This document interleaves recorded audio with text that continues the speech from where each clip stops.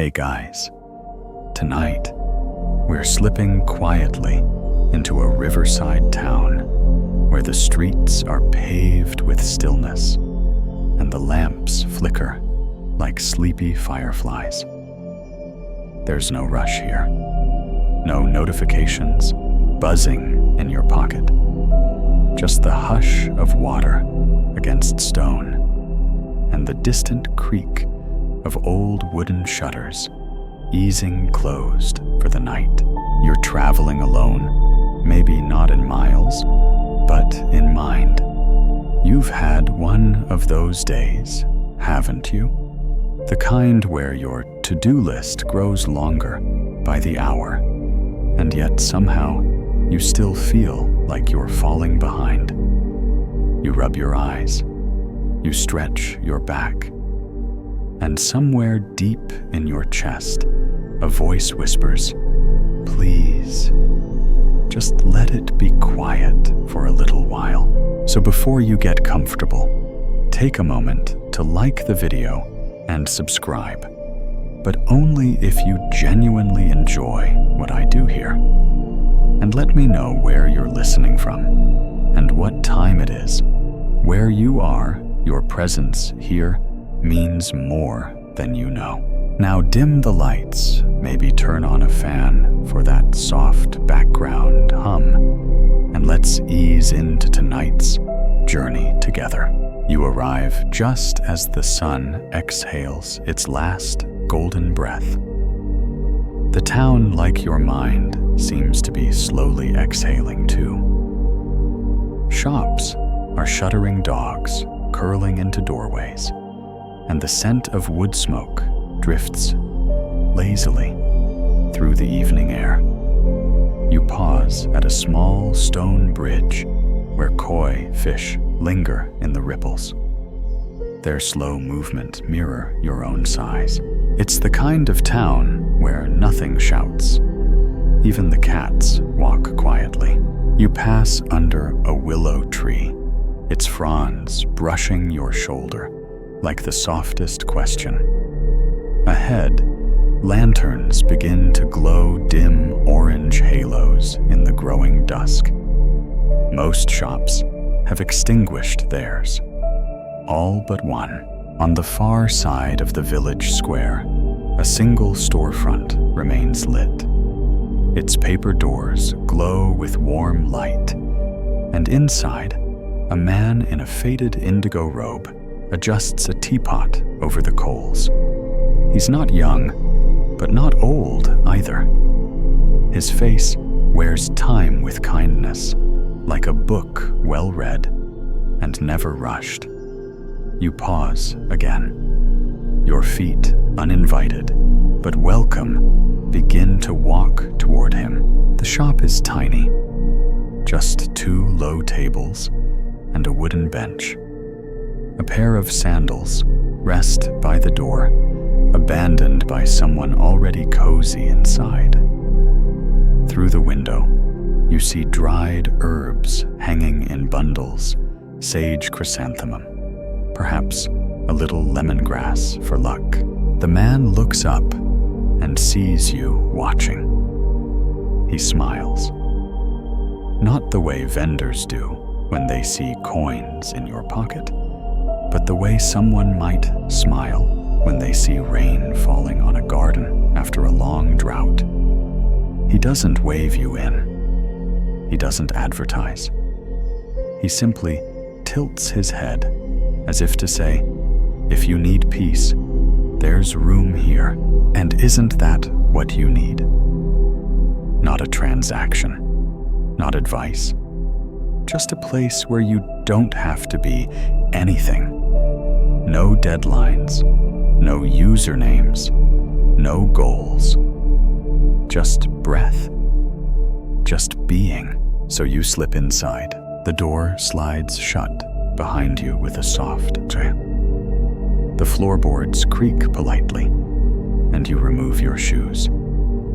The warmth of the room wraps around your shoulders like a soft shawl.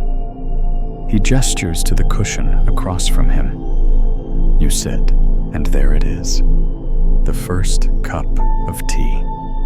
No words, no questions, just steam rising gently, curling into the shape of a question you don't need to answer. As you hold the warm cup, he finally speaks his voice, like wind through pine. "You've come far," he says, though you haven't told him anything.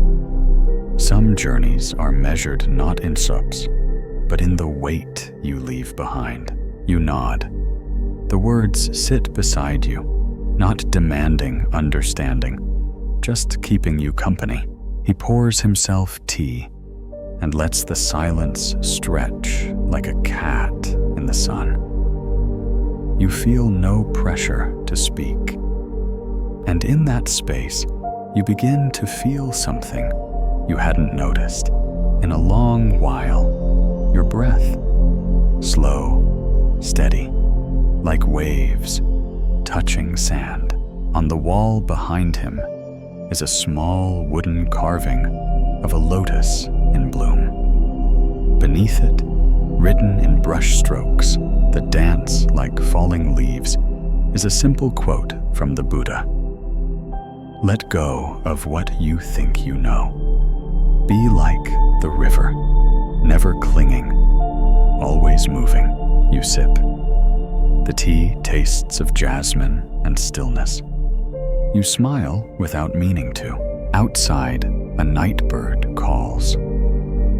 Once, then quiets. The lamp flickers.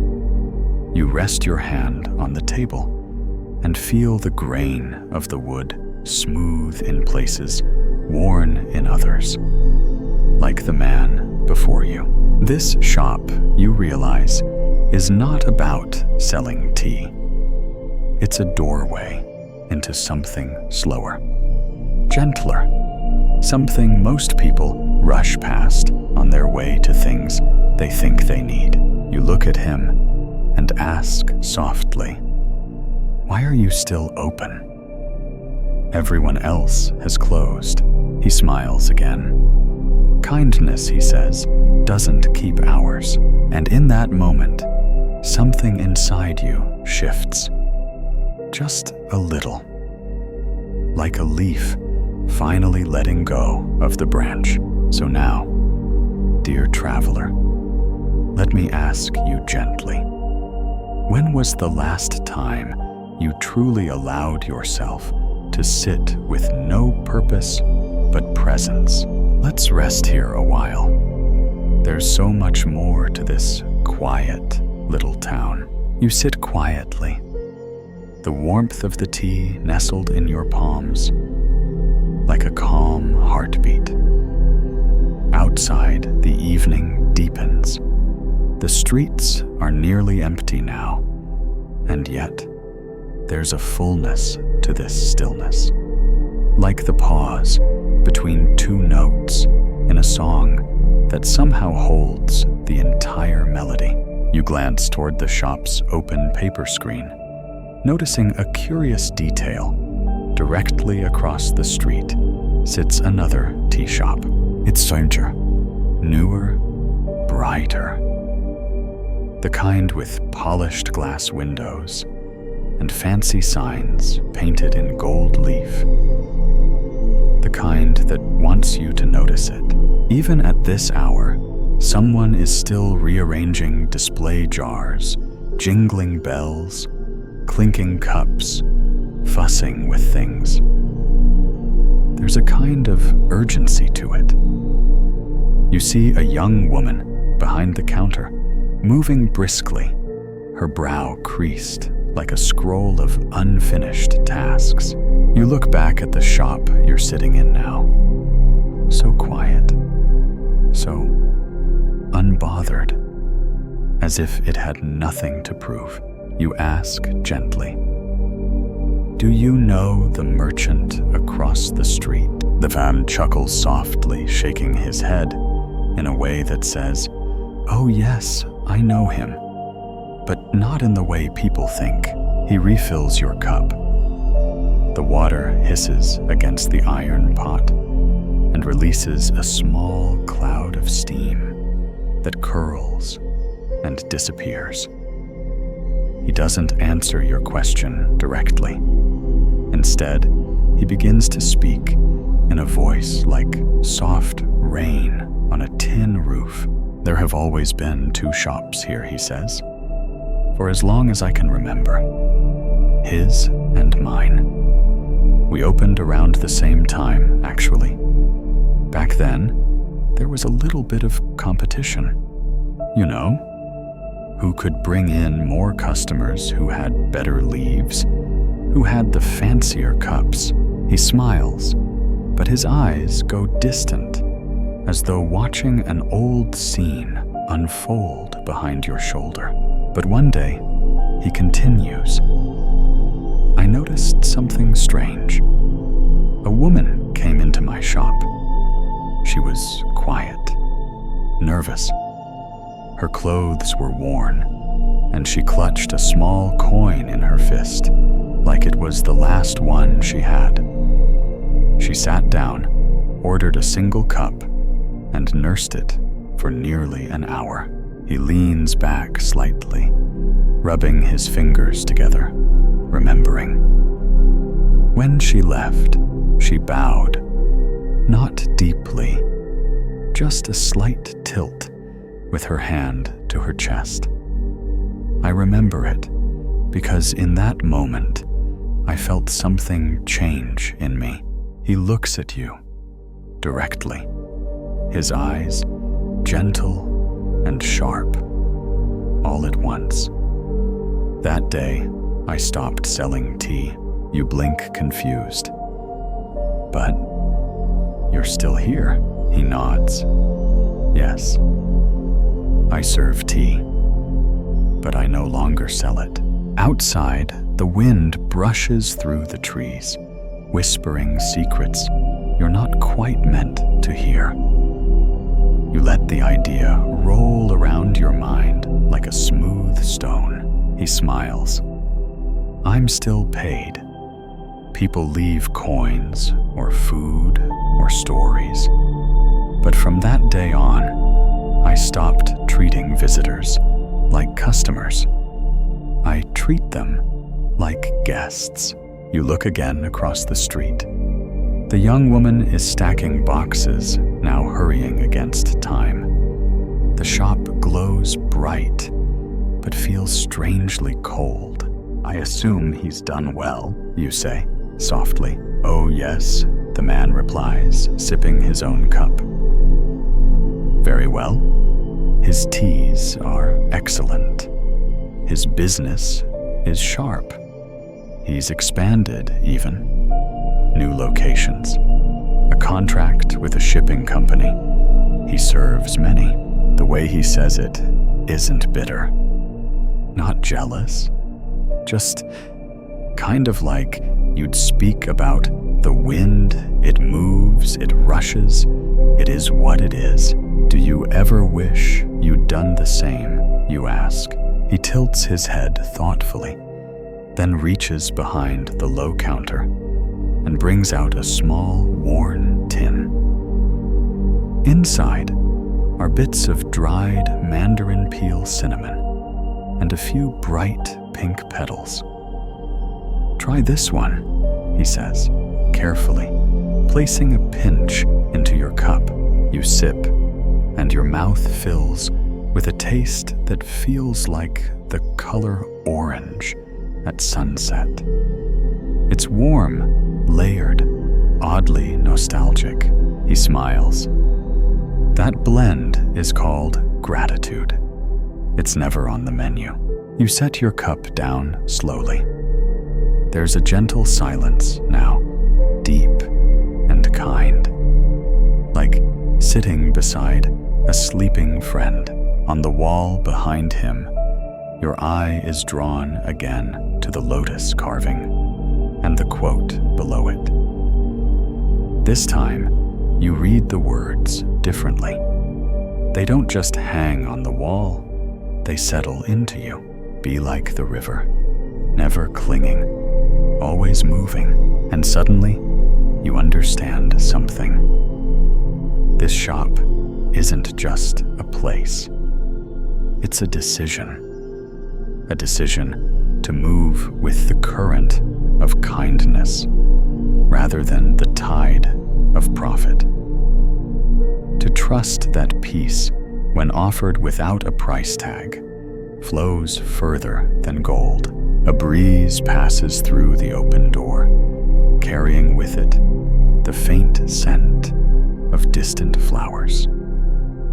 And something in your body, maybe your shoulders, maybe your chest, releases just a little. He refills your cup without asking, and you let him. So, gentle listener, let me ask you softly, do you measure success by what you keep or by what you give freely? The tea is warmer this time, or maybe you're just more aware of it now.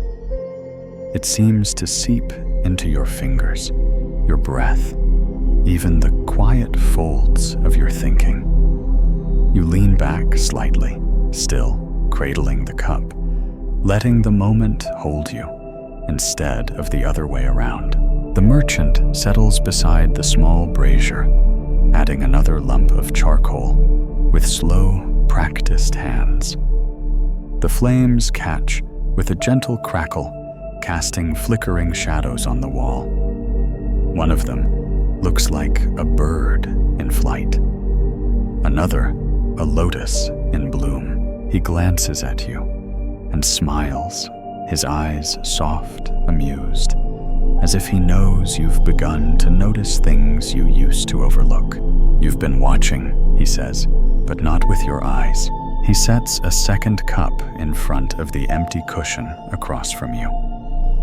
You look at it, puzzled, expecting someone you ask. He shakes his head gently.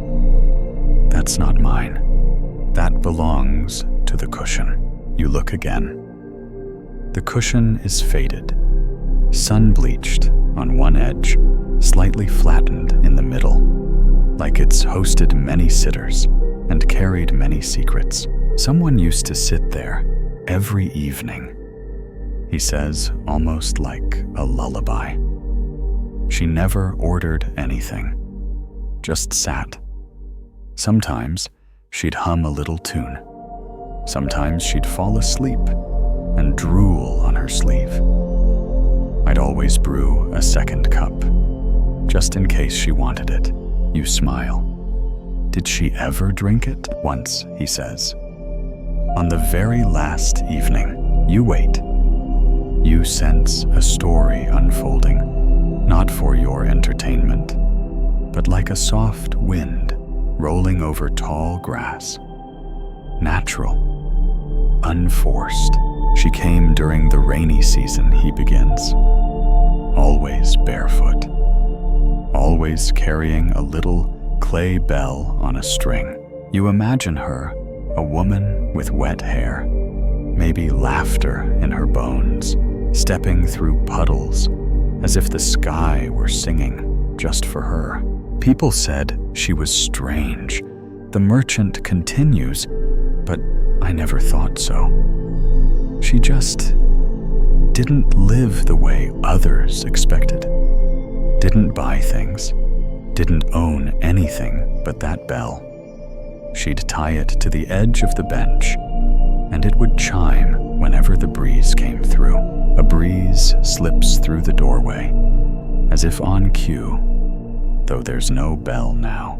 Then one day, he says she didn't come. His fingers trace the edge of the empty cup. I waited. A week. A month. Then I heard someone found her clay bell by the river path. No footprints, just the bell. Dry, even though the ground was wet. The silence stretches. The fire pops softly. I still pour her tea, he says. Maybe not for her exactly. Maybe for whatever quiet thing she brought with her. Whatever feeling she left behind. You look at the empty cushion. It doesn't feel empty. at all. She didn't pay. I assume, you say gently. He smiles. She paid with presence. That's enough. You sip again. The tea now carries a different taste, like memory warmed by fire. He leans forward and brushes a single tea leaf off the table.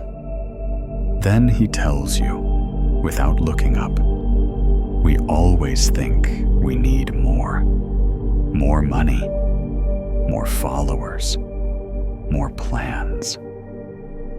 But sometimes, the most generous thing we can offer is our undivided attention. He straightens up.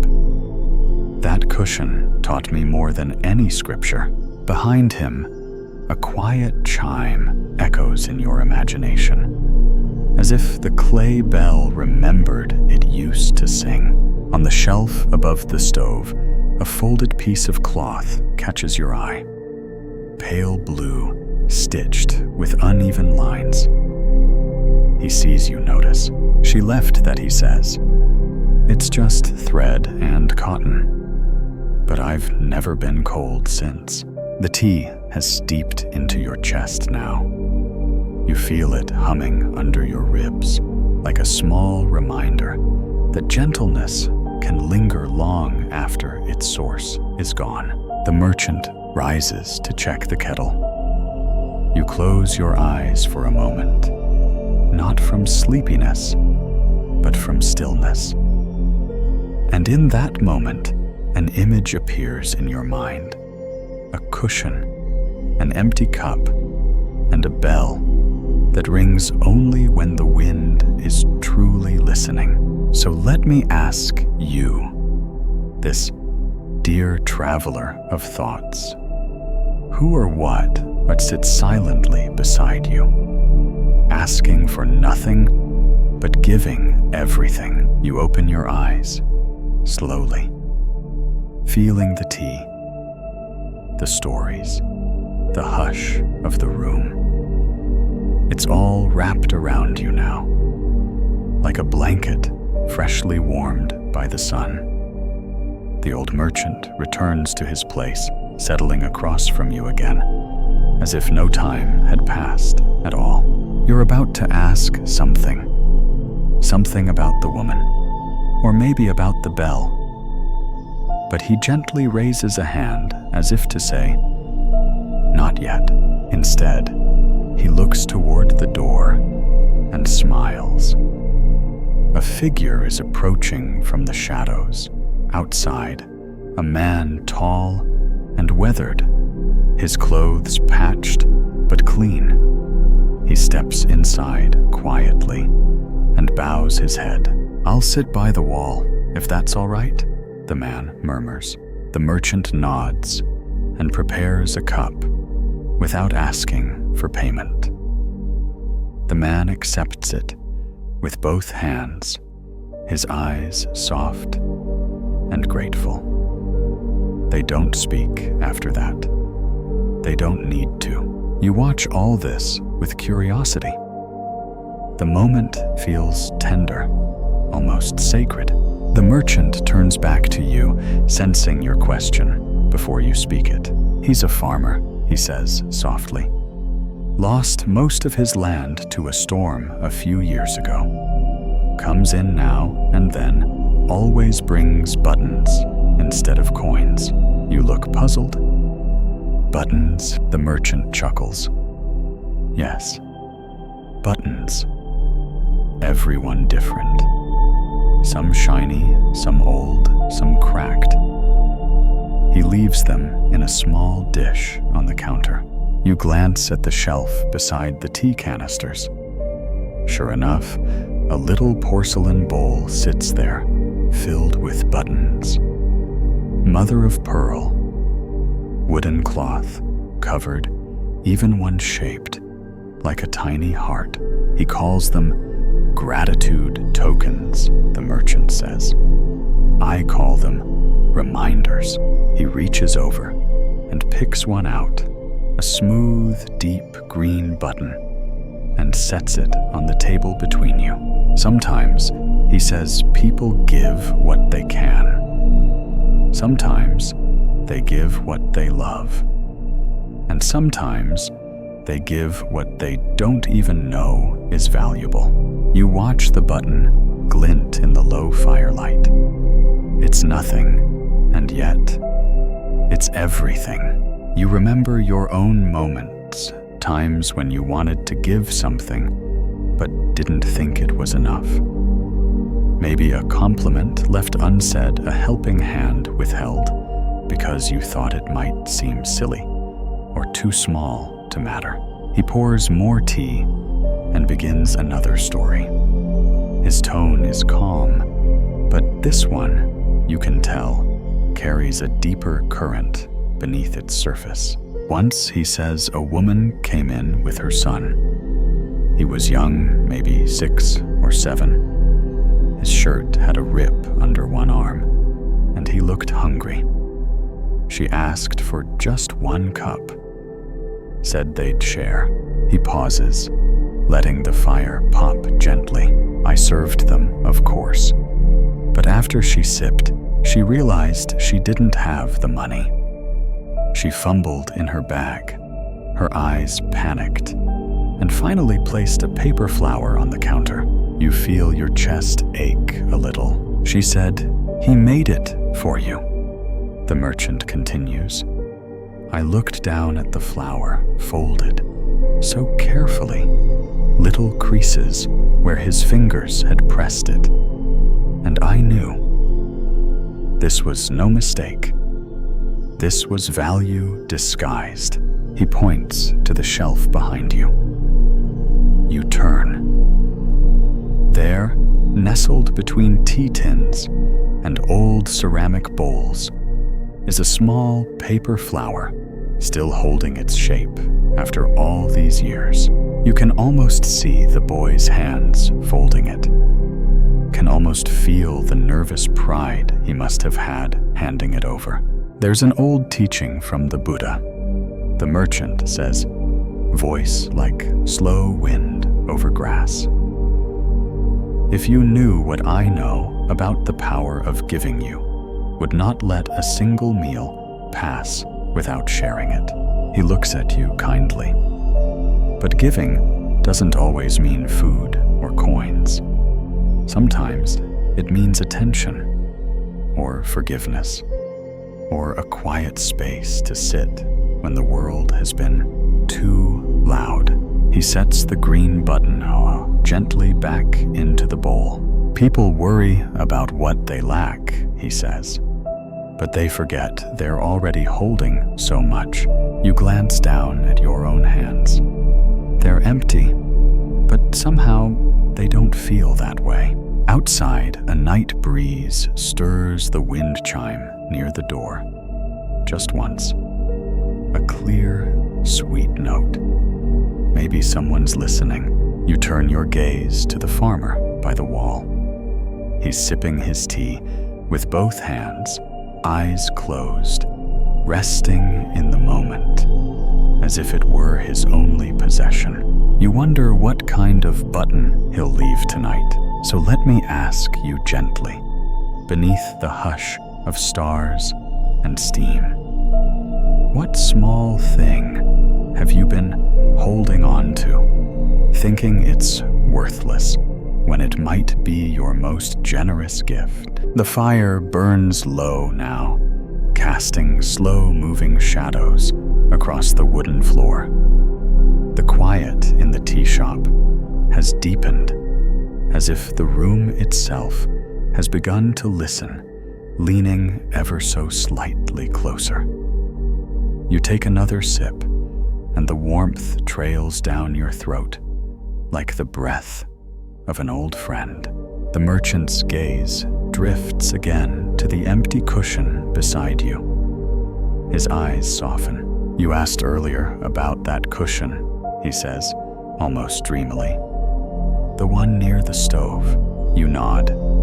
You remember the faded edges, the slight indentation, the cup always placed beside it. There's another story, he says. One I don't tell often. but maybe tonight is the right night.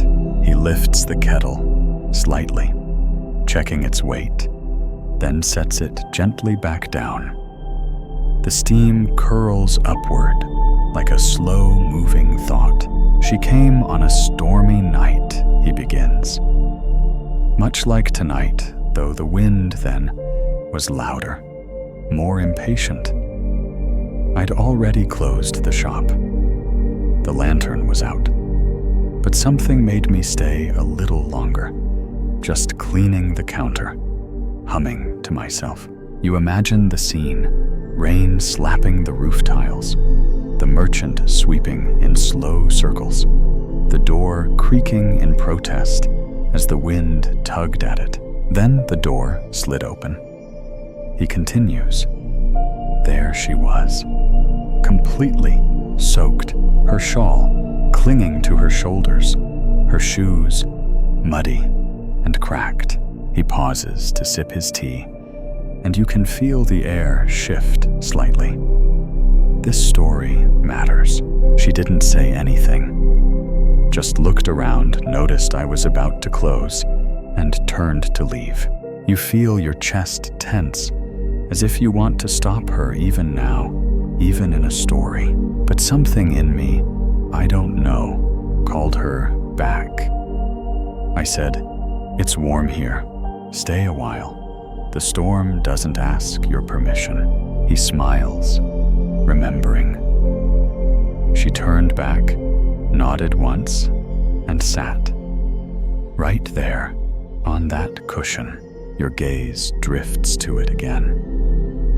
The fabric has faded, but the presence remains like a scent that lingers even after the source is gone.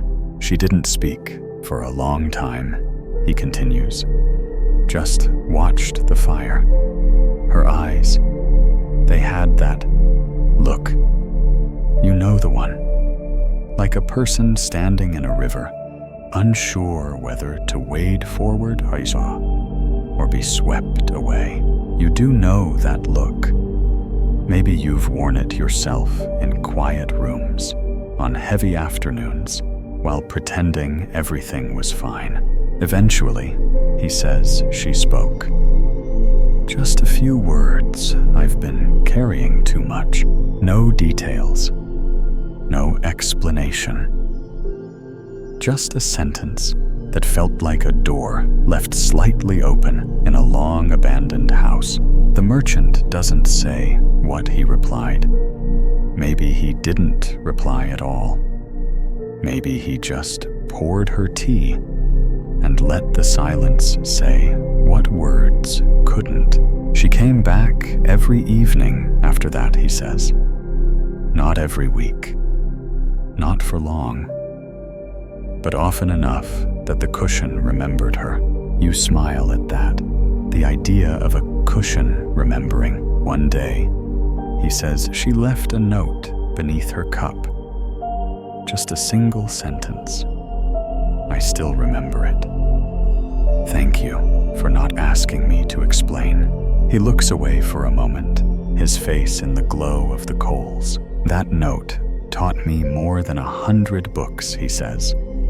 Because kindness doesn't need context. You don't have to know a person's pain to offer them peace. You sit with that for a moment. It hums inside you, like the tea, low, warm, steady. There's a teaching in Buddhism that begins to rise in your mind, unbidden, but welcome. Just as the ocean has one taste, the taste of salt, so does the Dharma have one taste, the taste of freedom. Freedom from judgment, from questions, from the endless need to explain yourself just to deserve rest. That's what this shop offers. Not answers, not fixes. Just a space where your story is allowed to breathe without being picked apart. You look at the cushion again. You imagine her still sitting there, not broken, not lost, just resting. She never said goodbye, you ask softly. The merchant shakes his head. Some departures are so gentle, they don't need to be announced. Outside, the wind lifts again, tugging at the leaves. You wonder how many people pass through our lives like this, quietly, significantly, never returning, but never quite gone. So let me ask you, as you listen in the hush of this old tea room, have you ever been given the gift of silence when the world demanded you explain yourself? And perhaps more importantly, can you give that gift to someone else? The room feels softer now, as though the fire and the shadows and the tea itself have exhaled together. A warmth lingers, not just in the cup, but in the air between you and the merchant, like shared understanding, passed without need for words. He stretches his legs a little, winces gently, just enough to remind you that kindness ages like anything else, but never grows weary. Then he gestures across the street with his chin. The other merchant, he says quietly, has always been good at business. He counts well, plans well, makes smart moves. You glance through the window. The larger tea shop is still aglow, though the windows now seem colder. The brightness feels more like a display than a welcome. He once visited me, the old man says, long ago. Maybe before you were born. You raise an eyebrow. To talk tea, he smiles. To talk profit. You settle back into your cushion, the floor creaking gently beneath you. The kind of sound that reminds you the world is old and honest. I remember he came in with a ledger under one arm and an idea under the other, the merchant says. He had just secured a bulk shipment of green leaf from the mountain valleys. Best price he'd ever gotten. He offered to partner, combine our shops, raise prices, split profits. He lifts the kettle, refilling both your cups. I asked him one question, he says. Just one. I asked, will we still have time to sit and pour slowly, even when there are no customers? He stirs his tea, letting the silence rise like steam. He said that wasn't important. What mattered was growth. You let the warmth settle in your belly. Something about the story feels familiar. Maybe you've had a version of that conversation in a meeting room, or during a phone call, or with yourself, while staring at a blinking cursor. He was sent, though the merchant continues. Not cruel, just caught in a different rhythm.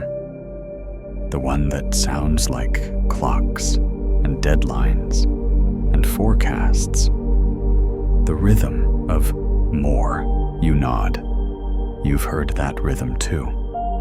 Sometimes it's louder than your own breath.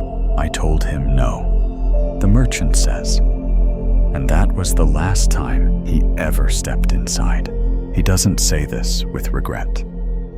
There's no sharpness in his tone, just a kind of soft sorrow, like watching a bird fly in the wrong direction. Since then, we've lived across from one another, he continues. 2 shops, 2 stories, 2 choices. You watch as he pulls out a small wooden box from under the counter. He opens it gently, revealing an assortment of cloth pouches, each tied with faded string. He selects one, unknots it carefully, and spills a few dried tea leaves into your cup. They bloom as the water touches them, unfurling like tiny scrolls. Chamomile and plum blossom, he says, a blend for when your thoughts won't stop talking. You chuckle quietly. So, most of the time, he smiles amused. You're not alone in that. As the scent drifts upward, he shares another parable. There's a story he begins about a monk who visited a village known for its stubbornness. No matter what he taught, no one listened. They kept cheating one another, shouting, hoarding. Eventually, he gave up and left. He lifts the tea to his lips and sips. But one little boy, barely tall enough to carry a bucket, ran after the monk and said, "Wait, if you leave, who will sit quietly in our village?" You close your eyes. Let that land. Sometimes presence is the protest.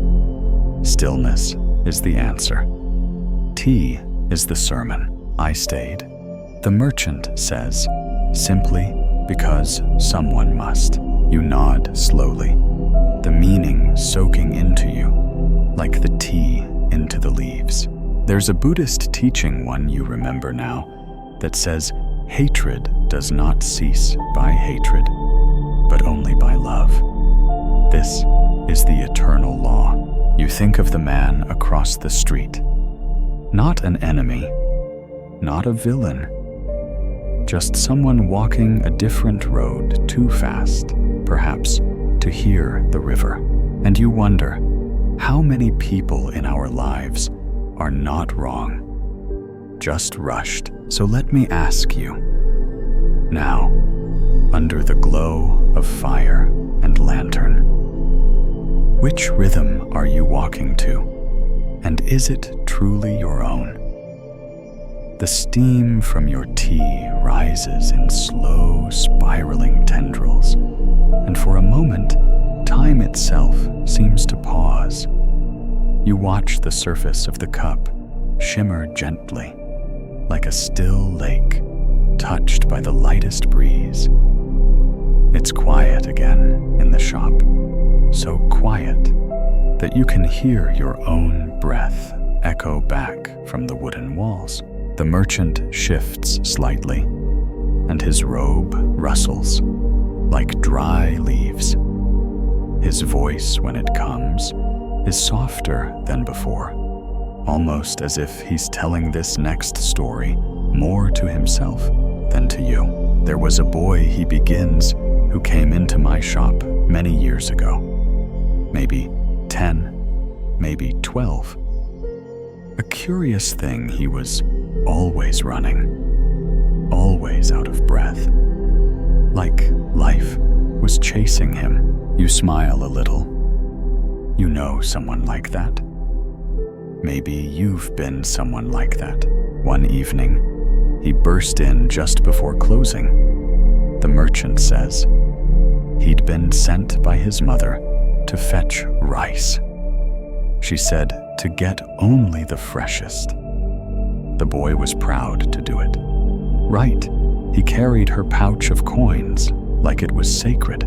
He pauses, folding his hands neatly in his lap. But when I handed him the sack, he was so excited to run home that he tripped. Right there by the stove, you can picture it. The boy's foot catching on a loose board, the sack bursting open, rice scattering like pearls across the wooden floor. The merchant gazes downward as if the grains are still there. He froze, he says, looked up at me, his eyes wide with fear.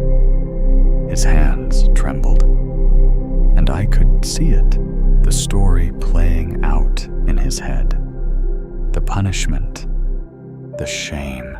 You hold your breath, waiting. I got a broom, the merchant says, but not to clean. I knelt beside him, picked up a single grain, and whispered, "We'll count them together." You feel something catch in your throat. The old man smiles gently. He blinked, then smiled back. And we spent the next half hour scooping rice with our fingers, talking about birds and dragons, and which cloud looked most like a turtle. He leans back. When the sack was mostly full, I tied it shut and added a small jar of pickled radish, free of charge. I told him, "Tell your mother the rice was shy tonight, so it tried to run away." You chuckle softly, imagining the boy's relief. He came back every week after that, the merchant says. Sometimes for tea, sometimes just to sit. Once he brought me a drawing, his version of the spilled rice. It looked more like confetti. You sip your tea, the warmth curling around your ribs. He's a teacher now, the merchant adds. Teaches music, I think, and patience. There's a teaching from the Buddha that rises in your memory, like a lotus from still water. As a flower does not pick and choose the bees that come, so must we give freely, without judgment. You look around the shop, simple, imperfect, and yet filled with an almost sacred care. Even the broom in the corner feels meaningful now, a tool of restoration, not punishment. I keep that broom, he says, following your gaze. Not because I need it, but because I remember what it taught me. You nod. That kind of memory lives in your hands in the way you touch things afterward. Softer, slower.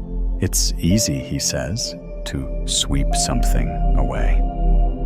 But sometimes the real work is learning to pick it up gently. You let those words rest beside you, like a sleeping cat. Outside, a single leaf detaches from the tree and flutters to the ground. No hurry, no noise, just the quiet dignity of letting go. So let me ask you, in this moment of hush and steam, when something small breaks in front of you, do you rush to fix it, or do you sit beside it first? The kettle lets out a soft hiss, as if sighing in agreement with the question lingering in the air.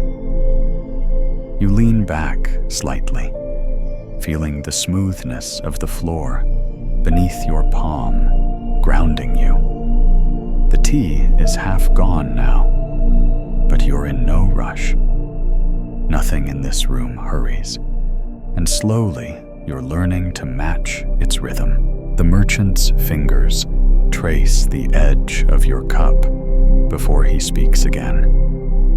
Do you know, he says gently, that some people only give when they're certain they'll receive something back? You nod slowly. It's a familiar idea, the kind of cautious kindness we often dress up as generosity. He tilts his head slightly.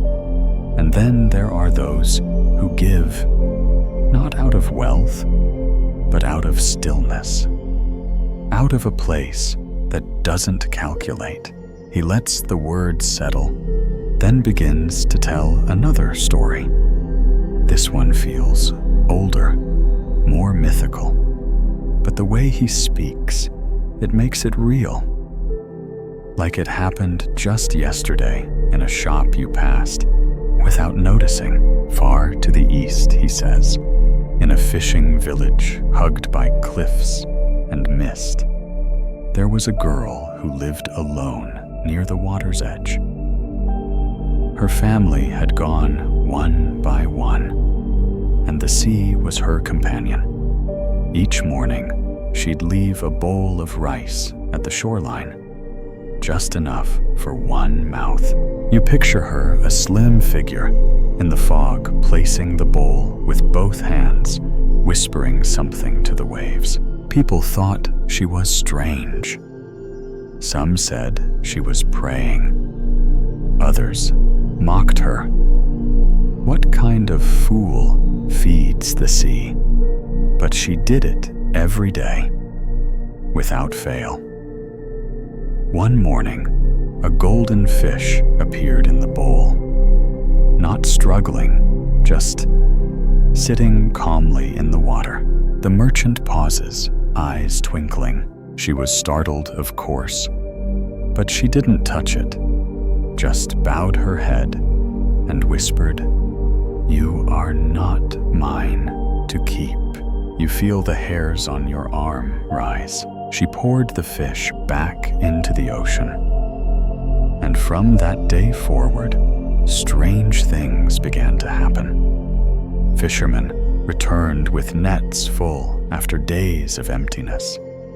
Sick children recovered. One family said their dried well began to flow again. He lifts your cup, refills it quietly. Some came to the girl, begging her to tell them how she called the golden fish. She just smiled and said, "I didn't call it. I only gave without asking." Duh. You stare at the surface of the tea, seeing the girl's face reflected in it. Or maybe your own. The merchant continues his voice, the texture of wool and warm stones. There's a teaching hidden there, that what comes to us without grasping often stays the longest. Then he adds, almost as an afterthought, "I've never charged for refills, you know." You chuckle gently, but something deeper stirs.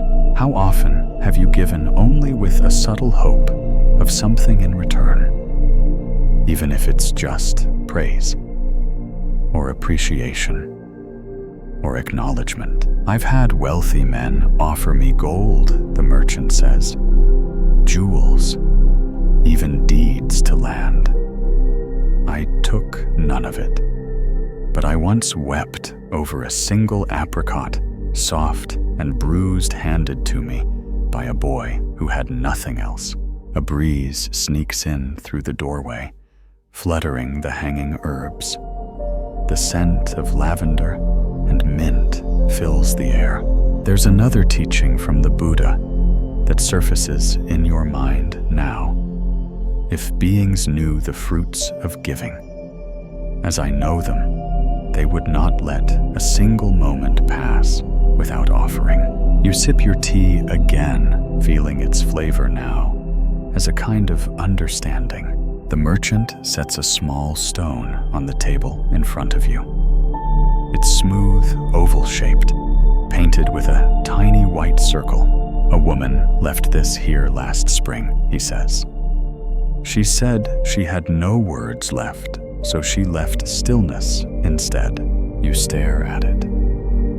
A gift with no price, no purpose. And yet it feels important, like a bell that rings in your chest instead of your ears. So now, let me ask you, while the night holds its breath around us, can you offer something without needing to be seen doing it, and perhaps more quietly still? What might visit you if you stopped trying to call it? The tea has grown cooler now, but you don't mind. Its warmth has already rooted itself in your chest, unfurling in calm waves with each breath. Across from you, The merchant leans back against the wall, eyes closed for a moment, as if he too is letting the silence steep. A soft clink draws your attention. He's placed a small lacquered box on the table between you, dark wood, worn smooth by time. He opens it slowly, revealing a row of tiny scrolls bound with threads the color of faded sky. These, he says, are not recipes. They are stories. He picks one out at random, his fingers gentle. This one, he murmurs, was told to me by a traveler who had served in the emperor's court. Or so he claimed. You raise an eyebrow, intrigued. The merchant begins his voice, now a whisper dipped in ceremony. Once, he says, there was an emperor who longed to understand his people, not through reports or couriers, but with his own eyes. So he disguised himself as a wandering monk and traveled alone, wearing a dusty robe and carrying only a staff. You imagine the royal hands, unused to blisters, now gripping rough wood. The royal mouth, used to orders, now silent in foreign towns. He came upon a village nestled in a narrow valley. 2 shops greeted him, side by side, both serving tea. One was lavish with silk banners and crystal bowls. The other, humble, quiet, lit by a single lantern. You already know which one sounds familiar. The emperor entered the grand shop. First, the merchant continues. The man behind the counter greeted him quickly, eyes darting to the dirt on the monk's robe. He served tea quickly, without ceremony. The cup was polished, the tea strong, but no one asked his name. You watch as the merchant gently rolls the scroll between his fingers. Then he entered the smaller shop. The keeper there did not hurry. He simply said, "You've walked far. Sit. Let the dust settle from your feet before the cup reaches your lips." The merchant glances at you, as if to say, "See the difference." He was given not just tea, he continues, but stillness and silence and warmth that did not depend on appearance. The coals in the brazier hiss softly as if agreeing. When the emperor returned to his court, he summoned the entire village to the palace. Both merchants came. The rich man arrived in gilded robes, the quiet one in his usual threadbare tunic. You lean in slightly. The emperor revealed himself and said, "I came to your village as a beggar. One of you saw a customer. One of you saw a human being." He pauses, allowing the words to settle like snowflakes on your thoughts. The quiet merchant was honored, but he said, "I only poured tea. It was your presence that made it sacred." You exhale slowly. The story doesn't shout. It doesn't scold. And yet, it teaches. There's a Buddhist saying that begins to float through your memory. When the student is ready, the teacher appears. But perhaps you think the teacher doesn't always arrive in the form of a lesson. Sometimes, the teacher is a cup of tea poured slowly, without agenda. You look down at your own hands, wrapped around your ceramic cup. You wonder, when was the last time someone gave to you simply because you were there? Not because you were useful. And deeper still, when was the last time you did the same for someone else? The merchant gently returns the scroll to its place in the box, closing the lid with a soft click. Then he says, almost absently, recognition from an emperor fades, but kindness from a stranger, that echo lasts. You nod the truth of it, warming the spaces words rarely reach. Outside, the wind has stilled. Even the crickets seem to be listening. So let me ask you now, in the hush that lingers between stories, do you treat every visitor in your life as a chance for gain, or as a chance to give? And perhaps more humbly, if a stranger sat across from you today, would they leave more full or more empty? You're not sure how long you've been here now. Time seems to loosen its grip in this place. It breathes differently, like the shop itself knows when not to interrupt a good moment. You take another sip, now cool, but still comforting, like water that remembers it used to be tea. The merchant stands slowly, joints murmuring beneath his robe, and reaches for a small jar tucked behind the stove. He opens it carefully, and the faint scent of something earthy and familiar drifts through the room. Miso, maybe. Mushrooms. The smell of nourishment. He glances at you. Would you mind if I tell you one more story while this simmers? You smile and shake your head. Please do. He nods, placing a pot over the coals. This one is about water, he says. And what happens when it runs out? You wait, listening to the soft crackle of the flame beneath the pot. It was the rainy season, he begins. But the rains did not come. Already you feel the tension in the air change. This story is different. Closer to bone. The village began to worry, he says. Fields, dried wells, whispered dust. People grew anxious, not in a loud way, but in the kind that wears down your steps. You picture dry soil, cracked bowls, empty buckets. A stillness, not of peace, but of waiting. I had some food saved, he continues. Old rice, pickled roots, nothing fancy. Just enough to carry me a few weeks maybe. He stirs the pot absently, not watching it. And then one morning, a child appeared at my door. Her face smudged, her voice hoarse. She asked for water.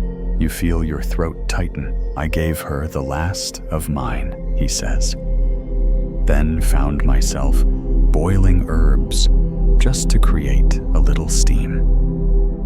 That's when the idea came, make tea. Not because I had to, but because I still could. You look around the shop, now feeling the story alive in every corner. So I put a sign outside, he continues. Free tea. If you have nothing, come sit. If you have something, leave a little behind. You glance at the dish of buttons again, the paper flower, the stone. Suddenly, it all clicks into place. The first day, 3 people came. The next 12. No one had much, but everyone brought something. A carrot, a broken fan, even an old poem written on the back of a rice sack. He smiles gently. We made soup from nothing. We shared silence like it was honey. And somehow, by the time the rains finally returned, we were fuller than when they stopped. You close your eyes. You can see it, the room, crowded with muddy feet and empty hands, and yet laughter, rising steam curling a community, stitching itself back together, one bowl at a time. There's a teaching I always think of. The merchant says, especially when the world feels scarce. If you light a lamp for someone else, it will also brighten your path. He ladles the soup into a small ceramic bowl and slides it across the table to you. You sip. It's simple, humble, but it tastes like everything you've been missing without realizing it. He continues, we think we need more to be generous, but most of the time, we just need less fear. You nod, not because you agree intellectually, but because your body already knows it's true. You glance at the doorway. Outside, the stars have begun to bloom like quiet lanterns in the sky. The world hasn't changed, and yet something inside you has softened. The merchant smiles. Do you know, he says, some people leave my shop with more than they brought in. Not because I gave more, but because they remembered what they already had. You rest your hands on the table, not holding anything, and yet you feel full. So let me ask you, now gently, as the soup warms your chest, and the night leans in closer when you feel empty. Could it be the perfect time to give something away, and perhaps even softer? What might grow from the space you're so afraid to clear? You finish the last spoonful of soup, slowly letting it rest on your tongue before swallowing. It's not a feast, but somehow it feels more satisfying than any banquet. The flavor is simple, but something inside you whispers, this is enough. The merchant quietly collects your bowl, his movements unhurried, like a musician who's learned the value of the pauses between notes. He places the empty bowl beside the sink, then returns to his cushion with a small sigh, not of weariness, but contentment. Do you know, he begins gently. There's a kind of loneliness that even gold cannot touch. You meet his eyes. There's no bitterness there, only knowledge earned and softened by time. My neighbor across the street, he says, nodding toward the closed window, has more money than I've ever held. 12 shops, 3 houses, a garden shaped like a dragon. But I haven't seen him smile in years. You picture the other shop now? The gleaming glass, the polished shelves, the tidy rows of tins and tea leaves sealed in foil. Perfectly managed, efficient, and yet empty in a way that has nothing to do with space. He once came to me late at night, the merchant continues. Not for tea, just to sit. He looked different in the moonlight, smaller somehow. He asked me, do you ever feel alone in here? He pauses, rubbing a thumb over the fabric of his sleeve. I told him the truth, he says. That sometimes, yes, but not often. Because kindness is a companion that never fully leaves. You sip your cooled tea, the liquid now thin and pale, but still fragrant. He didn't speak after that, the merchant says. Just sat beside me until dawn. I brewed a pot we drank in silence. Then he left. And the next day, he was back in his shop, all sharp suits and shiny surfaces again. He folds his hands. He never spoke of that night again. But a week later, someone left a small envelope outside my door. No name, no note, just a single white feather inside. You blink. A feather, the merchant nods. Clean, weightless. Like a question you're not meant to answer. You glance around the shop. Sure enough, above the tea jars on the highest shelf, a single white feather rests between two pebbles. You hadn't noticed it until now. And somehow, it feels like it's always been there. There's a teaching, he says softly. One I return to often. The foolish man seeks joy in far-off places. The wise man plants it at his feet. You let that one settle. You've spent so much time searching online, in books, in far-flung places for something to fill the emptiness. But here, in this quiet corner of the world, a man found it in a single shared cup. The merchant adds, loneliness isn't cured by company. It's softened by connection. And connection isn't loud. He looks at you, his expression gentle and amused. It looks like this, he says, gesturing to the shop around him. 2 cups, 1 story. No rush. Outside, a gust of wind rattles the door briefly before fading.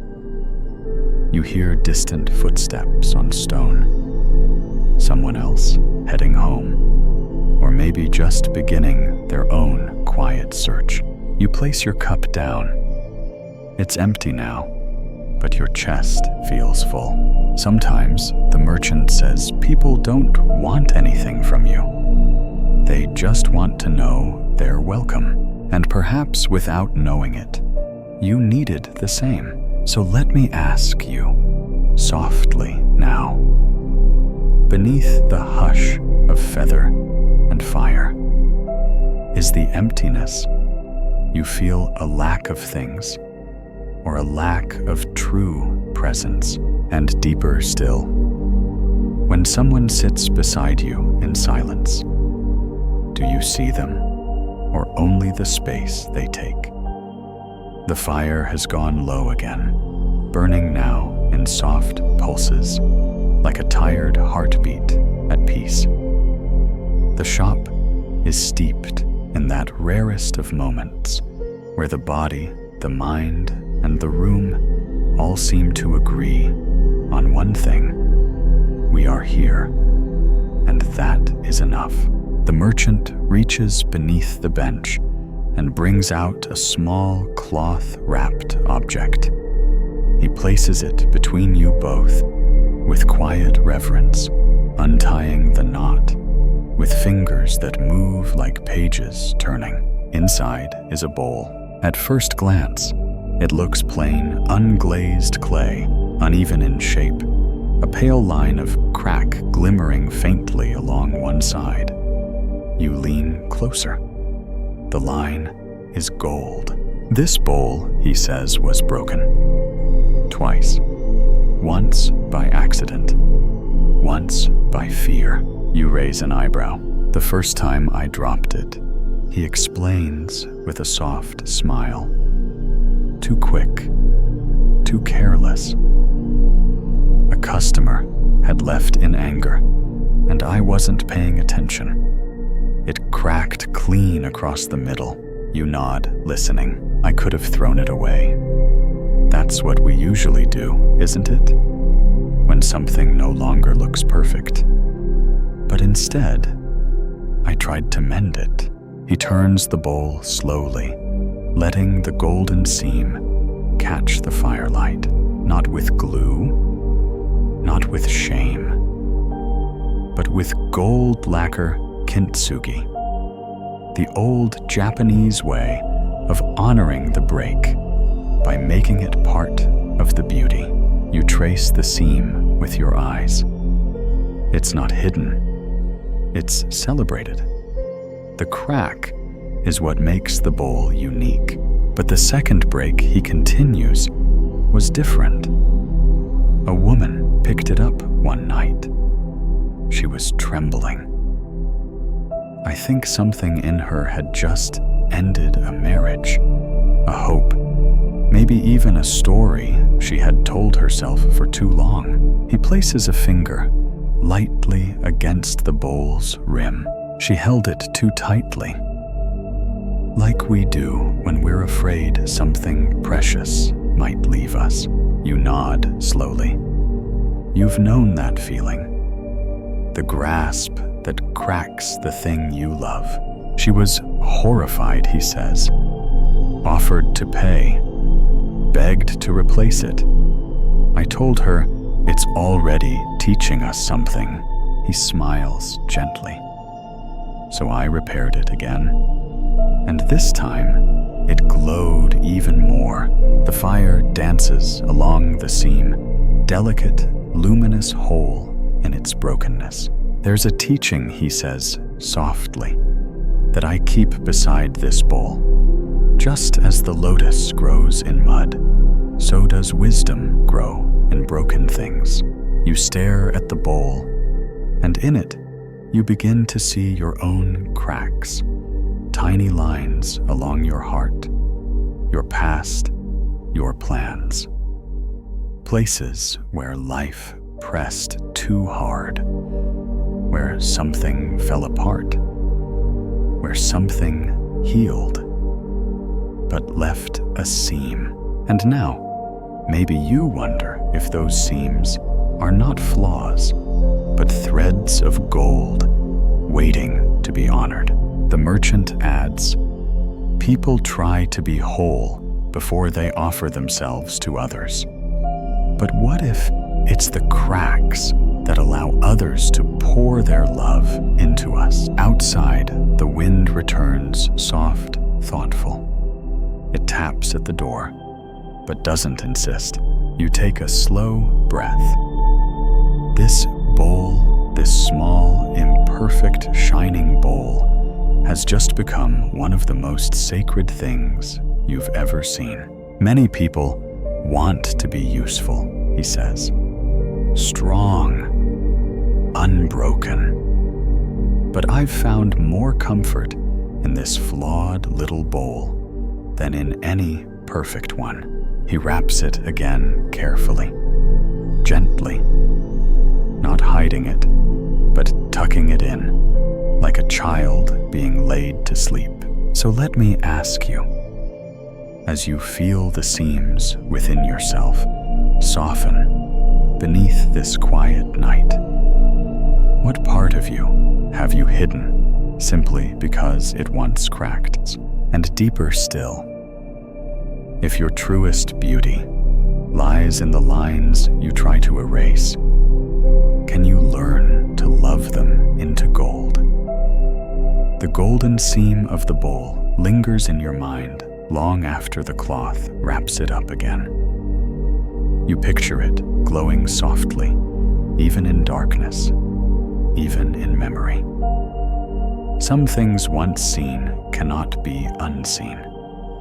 And thank goodness for that. The merchant places the wrapped bundle back beneath the bench, then settles his hands on his knees. He seems quieter now, more inward, as if the bowl reminded him of something not yet spoken. You remain silent, not out of politeness, but reverence. The kind of quiet that blooms only when two people agree, without saying a word, that rushing would be a kind of violence. Finally, he speaks. I once had land, he says. You blink. The idea surprises you. He seems like someone who's never needed more than a cushion and a kettle. Not much, he continues, but enough. A garden, a little shed, an apple tree that leaned like it was trying to whisper to the ground. He smiles faintly. I was proud of it.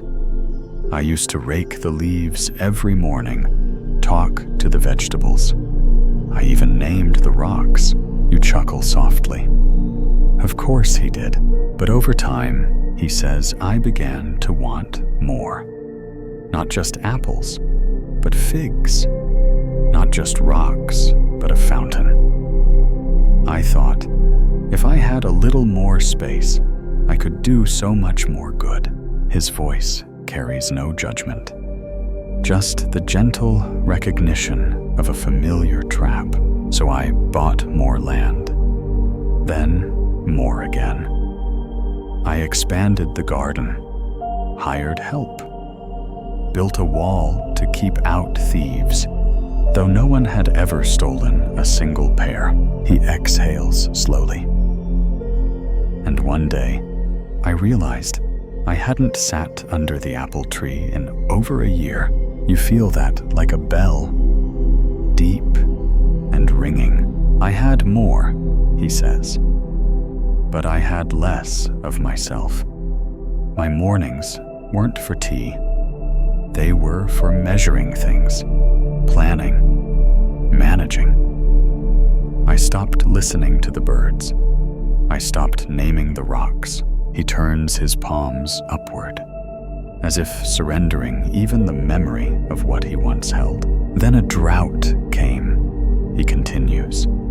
The soil cracked, crops failed, and I was left with acres of worry, and not a single apple. His eyes are calm, steady.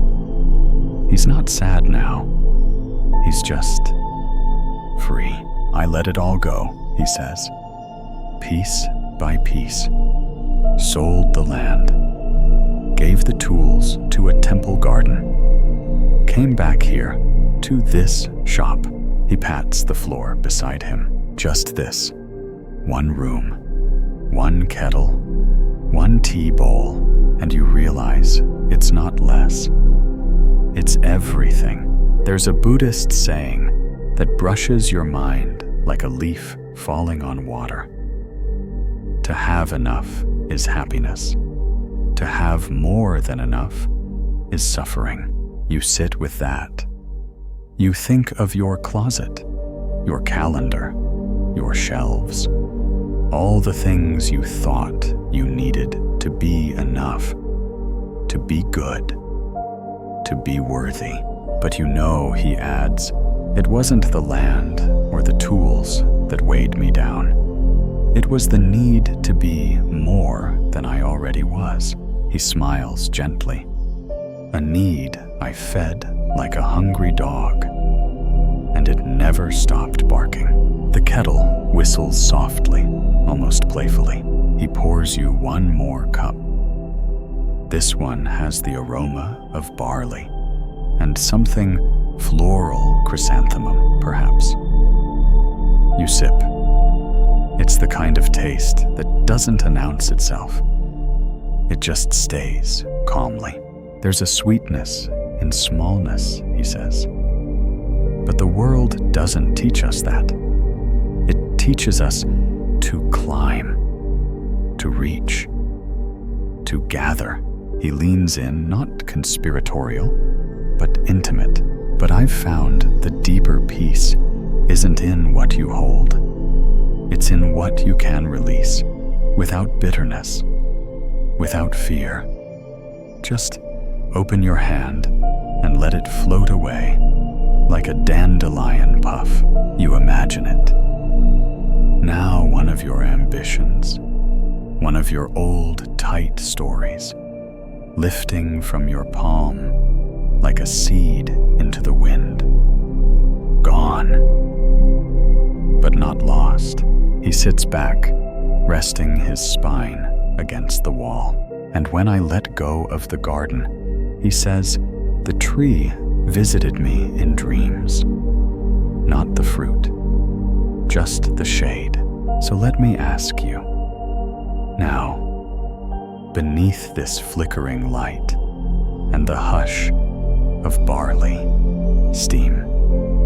What are you holding on to? Not because it feeds you, but because you're afraid to let it go. And even more gently, if you laid it down, would you be more empty or more free? The quiet now feels like an old friend who's pulled up a cushion beside you. Outside, the wind has curled into stillness.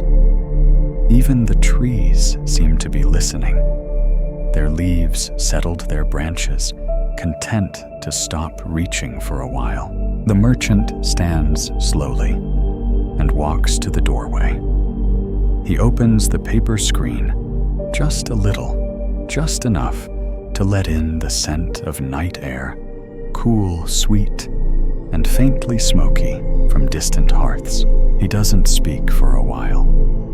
He just gazes out, arms loosely folded, the way someone might stand if they had nowhere to be and nothing left to prove. You join him. Together, you watch the quiet street. A lantern sways gently outside a closed tailor's shop. A single moth dances slowly near the flame, not rushing, not burning. Do you know why my lantern never goes out? He asks, almost in a whisper. You glance at the low, glowing lamp near the stove. Its flame is small, but steady, like the heartbeat of the shop itself. He continues. Many years ago, I asked myself a question. When does a guest stop being a guest and start being a friend? You look at him, waiting. The answer came slowly, he says. But it came. The moment you prepare for someone before they arrive. That's when he turns to you with a soft smile. So I keep the lantern lit, just in case someone wandering through the dark decides to sit for a while. You nod, touched by the simplicity. He walks back to the stove and gently adjusts the wick, feeding the flame with the smallest nudge. Some nights, he says, no one comes, but the light still offers itself. Not because it expects company, but because that's its nature. You feel that deeply. Not everything we give needs to be received. Some offerings are their own reward. There's a teaching the Buddha once gave, soft, often overlooked, like a folded note tucked into your sleeve. Just as a lamp does not seek praise for lighting the path, so should the wise give without expecting recognition. You sit again, your knees folded comfortably, your breath steady and full.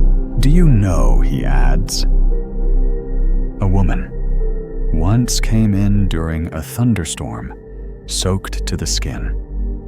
No shoes, tears in her eyes, though she tried to hide them. You nod for him to go on. She saw the lantern through the rain.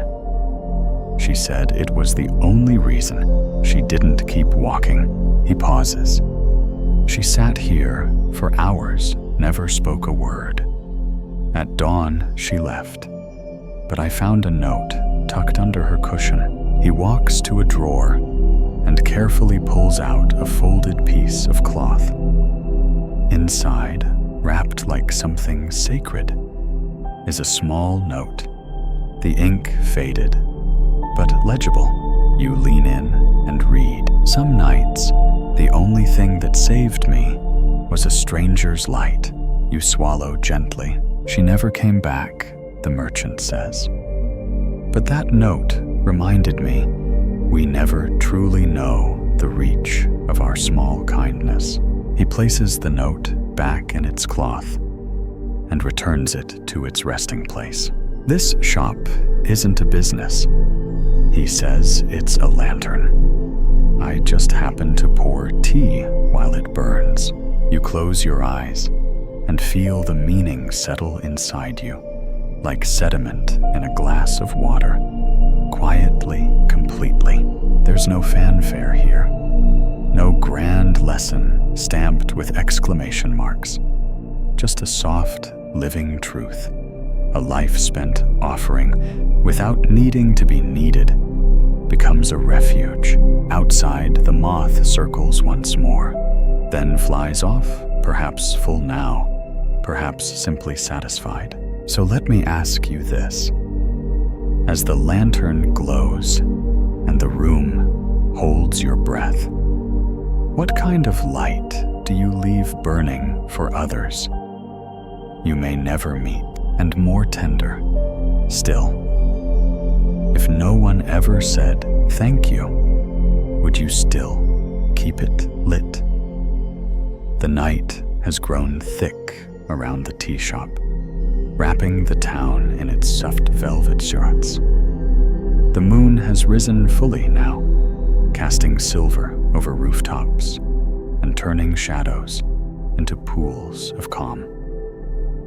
You glance toward the street, where everything seems to be sleeping. Everything but this little room and the steady light within it.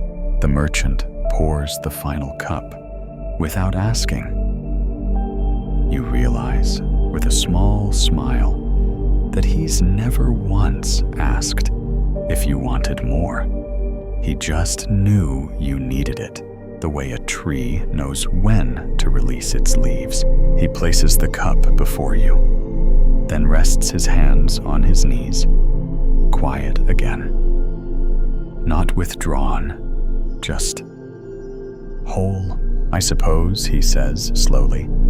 You'll be leaving soon. You nod, but not quickly, not with urgency, just with the gentle awareness that even peace must be walked away from, eventually to be carried. There's something I haven't told you yet.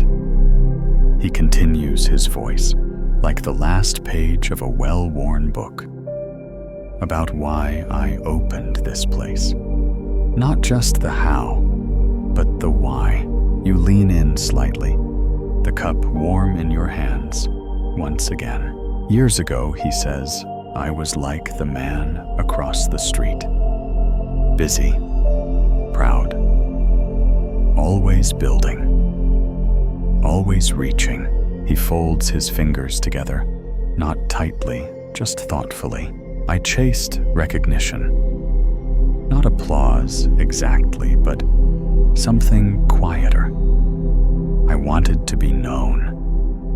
Not loved, not understood, just known. Seen, he shrugs gently.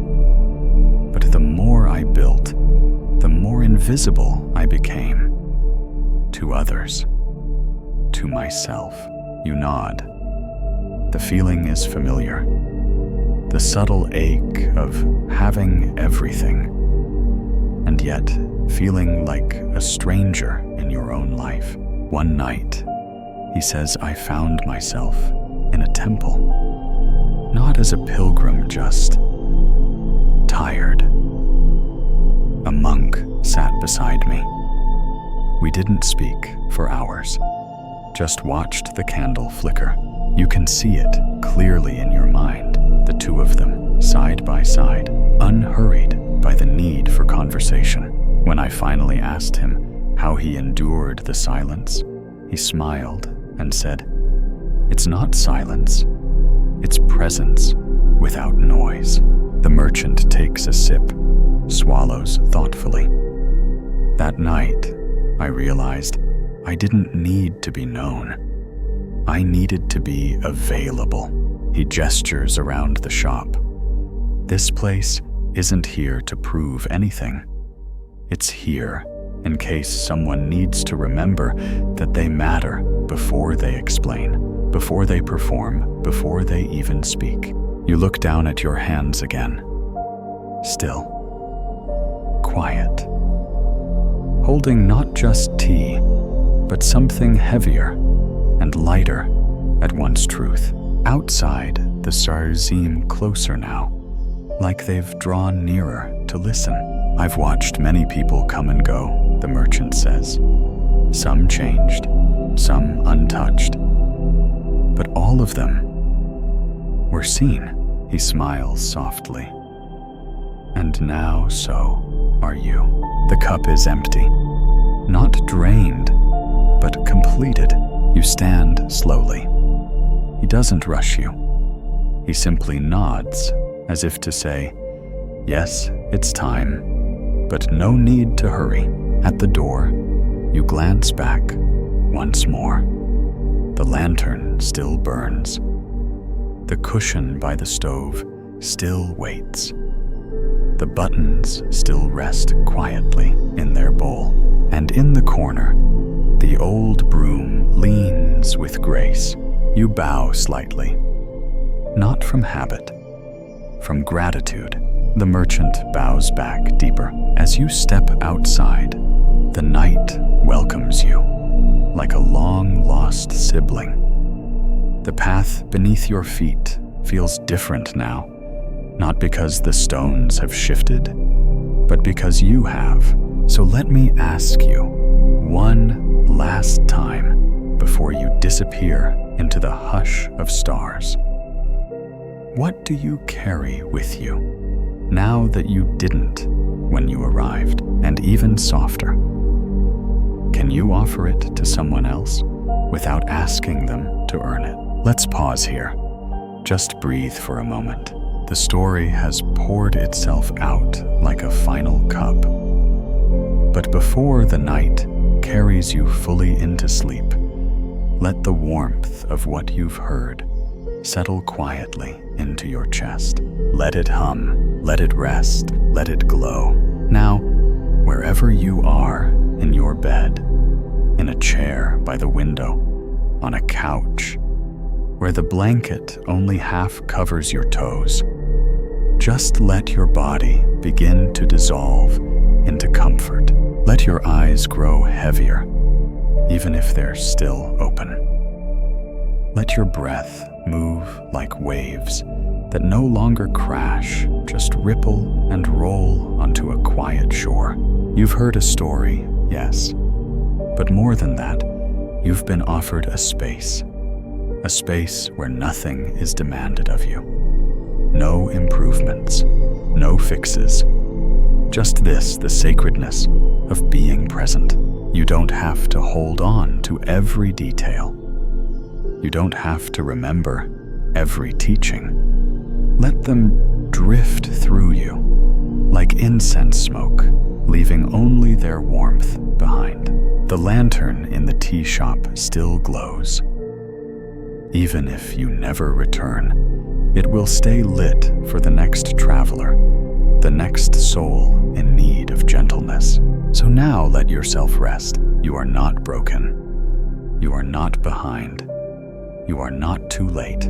You are exactly where you need to be here now, in this quiet. A warm cup, a kind gaze, a breath without urgency. Sleep, dear listener. May your dreams be peaceful. May your burdens be light. And may you wake, knowing that somewhere there is always a quiet place waiting to welcome you.